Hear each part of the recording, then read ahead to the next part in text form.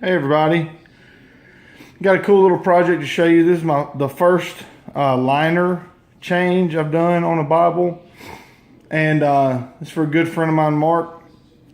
He had a 99 side column reference from Foundation and a genuine leather cover, and they have kind of a stiff genuine leather cover. I have one right here of the more modern side column reference, and you can see how stiff it is. If you just pick up the edge, it picks the whole thing up flat. It's pretty stiff, and changing the liner makes it much more flexible. So we did the liner change, and I put a red lambskin liner in here. I haven't done end sheets yet. I was just really excited about how it turned out. I just kind of wanted to share.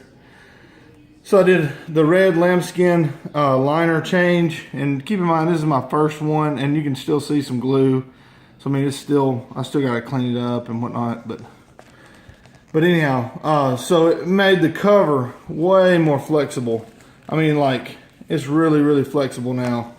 And also, it had one small black ribbon, and I put three 10mm black ribbons in.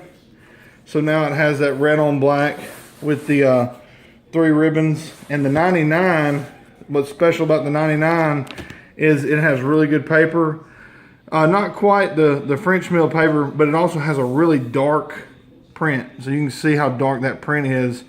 It makes the readability really good. And actually this might have, I can't remember the exact paper this has, but it's not quite as opaque as your the 02 or even the 04, but it's a much darker print, which I really like. And I know Mark's gonna really love it, especially now that it's just so much more flexible. It's just nuts how much that made a difference on the flexibility. So anyhow, that's just a liner change. So what I did was I cut the block out, pulled all the paper off the underside of this this genuine leather cover. Basically, let me show you on this one. When you cut the cover out, you have to pull, and I started kind of pulling the paper off this one just to experiment with it. You have to pull all this paper off, and then kind of cut your liner material to size and leave a tab. And that's basically all I did. I went through some leather because I miscut a couple times. So I finally got it about right, and it looks pretty good. So anyway, and you can see how flexible it is. I mean, this thing just floppy. And that's just with changing that liner on just a genuine leather side column reference. So it's just really nice. I'm really happy with how it turned out. I'll show you the back liner.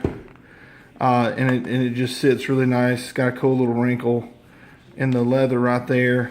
And just the way you kind of tuck it in, it looks good. It looks way better than it did.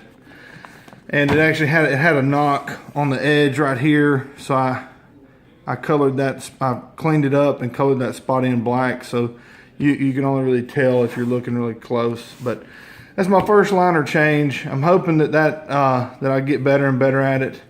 But I really like how it ended up with the block and the flexibility of it. I was actually really surprised by how much additional flexibility it gave, because really that cover was very similar to this one, and this one still got the paper on it, and it's just stiff. It's really stiff. Where this one now is like almost like a calfskin, close to one of the calfskins. Just got a little firmer texture because it's a different leather. But anyway, thank you guys for watching, and I appreciate all the comments and likes and whatnot. So anyhow, that's my first liner change on a side column reference. So thank you guys. God bless.